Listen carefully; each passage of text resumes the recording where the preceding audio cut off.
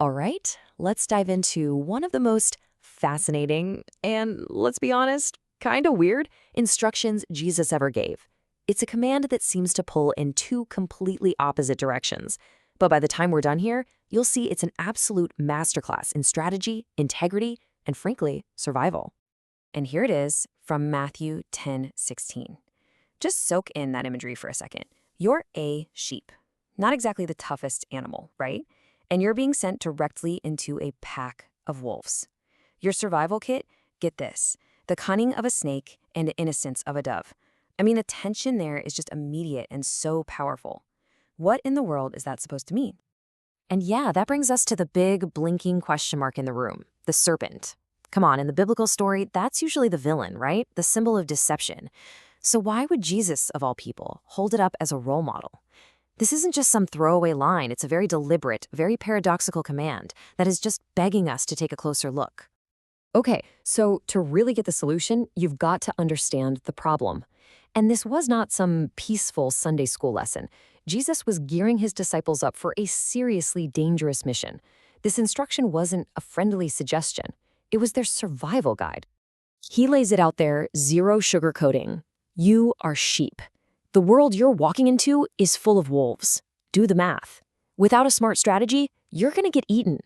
This whole context of immediate, real-world danger makes the advice that follows so incredibly urgent. This isn't about just thriving. This is about surviving long enough to actually get the mission done. So here we go, part one of the solution. And this is where things get really interesting. Jesus says, look to the serpent for wisdom. It's a shocking choice, but it is brilliant. He's asking them to look right past the bad reputation and study the behavior. And to really get it, we've got to geek out on the original Greek for a second.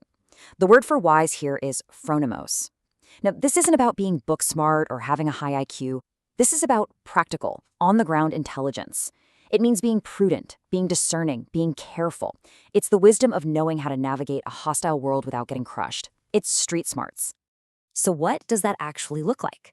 Well, the sources point to this awesome two-part strategy that serpents use. First, when they enter a new area, they don't roll in with a marching band. No, they lay low. They observe. They blend in and gather all the facts before they make a move. But, and this is so crucial, when the moment is right, they don't second guess, they strike. It's this incredible balance of patience and punch. And check this out. There's another amazing layer to serpent wisdom. To grow, a snake has to shed its old skin. It's a tough, uncomfortable process. Sometimes they have to rub up against sharp rocks or thorny bushes to get it done. It's a perfect metaphor. It teaches us that real wisdom, real growth, isn't easy. It means you have to endure some hardship and be willing to let go of the old you to emerge renewed and way stronger. But that serpent-like wisdom, for all its strategic power, is only half the story. It absolutely has to have a counterbalance. And for that, Jesus points to the dove. This is the other half of this essential, brilliant equation. Let's go back to the Greek. The word translated as harmless or pure is akarioi. It literally means unmixed, unadulterated. A great way to think about it is like the pure olive oil they used in the temple. Nothing else was mixed in. It means having a single, uncorrupted purpose. It's about a wholehearted integrity. So it's not just about not hurting anyone, it's about being spiritually complete and whole. And the dove was just the perfect symbol for this. In that culture, it was seen as a pure animal. In fact, it was the only bird you could use as a temple offering. It was also known for being monogamous, a powerful symbol of faithfulness.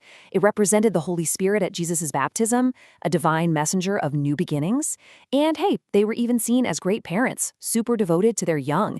It all paints this beautiful picture of integrity, faithfulness, and nurturing purpose. But maybe the most crucial trait of all for this lesson is found in its eyes. This line, "your eyes are like doves," shows up a bunch in the Song of Solomon. See, doves have this unique kind of vision that lets them have a singular focus. So for the disciple, what does that mean? It means having an undivided, beautiful focus on God and on the mission, completely undistracted by all the noise of the world. So now we've got these two things that seem like total opposites, right? The cunning, strategic serpent and the pure, innocent dove. The absolute genius of Jesus' command is that these aren't a contradiction at all. They're a necessary synthesis. They are two halves of one powerful whole.